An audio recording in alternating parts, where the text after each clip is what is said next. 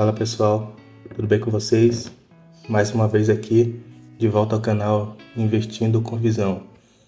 Sejam bem-vindos ao nosso canal e eu decidi criar uma playlist do canal para falar sobre as principais notícias do mundo de investimentos.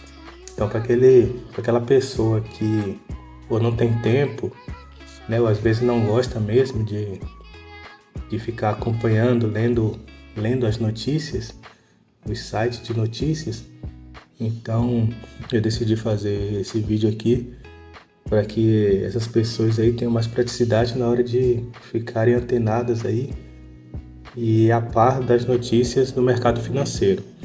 Então eu vou só transmitir a notícia, não vou fazer nenhuma análise nem nada mais aprofundado, até porque eu não sou nenhum especialista, mas o objetivo mesmo aqui é só transmitir a notícia que sai nesses principais canais de investimento, certo? Então vamos aqui para o vídeo. A primeira notícia aqui, o destaque de um fundo imobiliário, de uma classe de fundo imobiliário que chegou a ter um retorno de 28% até dezembro do ano passado. E esses fundos imobiliários aqui são os fundos de shopping e de varejo, que saíram na frente com retorno total de 28% para os fundos de shopping e 23% para o fundo de varejo. Isso no acumulado até dezembro. A fonte dessa informação aqui eu tirei do site Valor Invest. Vou estar deixando na descrição o link, caso vocês queiram conferir, beleza? Se gostarem da ideia do conteúdo, já deixa um like aí pra gente, que eu vou saber que vocês estão gostando mesmo. E se quiserem dar alguma sugestão do formato desse tipo de vídeo aqui, é sempre bem-vinda e pode deixar aí nos comentários. Então vamos dar prosseguimento aqui. Os fundos imobiliários conseguiram atravessar o ano de 2023 com resultados robustos, mesmo em um ambiente de juros elevados. No acumulado até dezembro, o IFIX, o índice da classe, valorizou 14%, e boa parte desse desempenho positivo está ligado ao bom comportamento dos fundos que investem em varejo e shopping, que entregam rentabilidade acima de 20% no período. Conforme o levantamento realizado pelo Trix, o aplicativo da gestora TRX, o retorno total, que é o preço da cota mais os dividendos dos fundos imobiliários de shopping, chegou a 28% no acumulado do ano passado, 2023, superior aos 23% alcançados pelos fundos que investem no varejo, que ficaram na segunda posição. Na sequência estão os fundos de galpões logísticos, com 14%, e os fundos de lajes corporativas, que são os escritórios, com 10% de retorno. Os fundos de recebíveis, que investem em papéis de crédito imobiliário, os fundos de papéis, mais comumente conhecidos, ficaram com 8%. Então isso é a soma, tanto da valorização como somado aos proventos que eles distribuem. Então aqui nesse gráfico dá para ter uma noção aqui, os fundos de shopping em azul, que estão nesse destacando, depois o verde, que são os de varejo, os de laranja, os de logística, num tom ali meio roxo azulado, os escritórios, e o lilás são os de recebíveis imobiliários. É importante destacar que os resultados acima consideram o retorno total de cada subsegmento, ou seja, englobam tanto a cota quanto os dividendos distribuídos no período por cada categoria.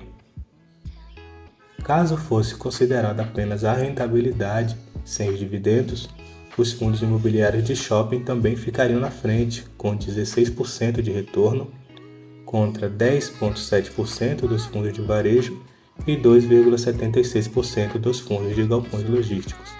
E os fundos de lajes corporativas e de recebíveis teriam registrado quedas de 3,95% e 12%, respectivamente.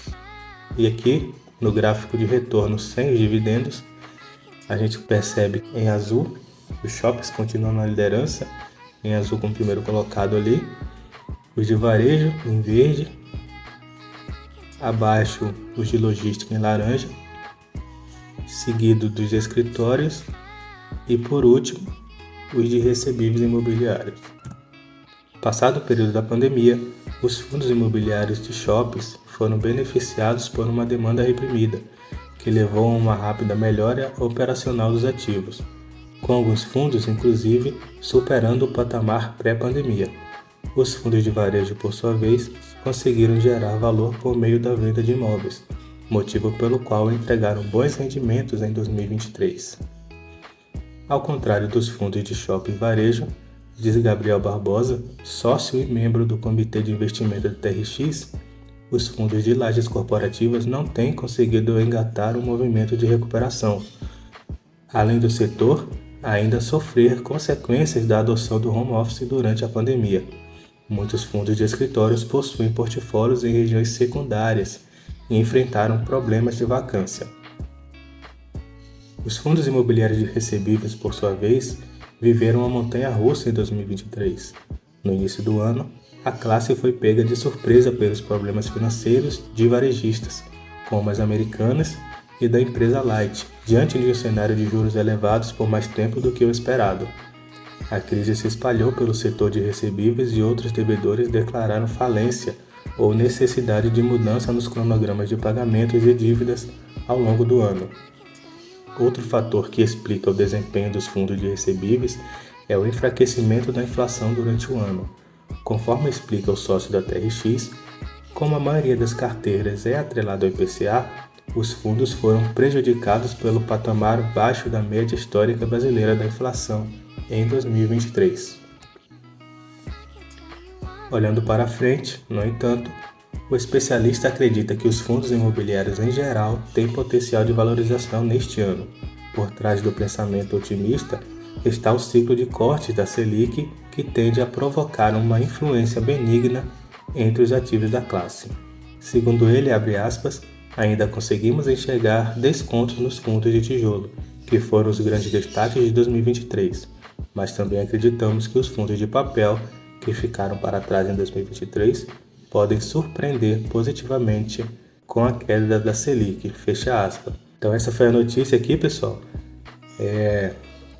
Para a gente ficar ligado, né, no mundo dos investimentos, notícias como essa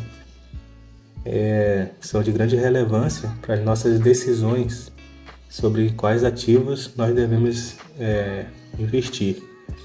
Então, se a gente percebeu aqui que está tendo uma grande valorização de uma certa classe de ativos e uma desvalorização em outra, então isso aqui ajuda na nossa estratégia de aportes futuros, né, durante esse ano de 2024.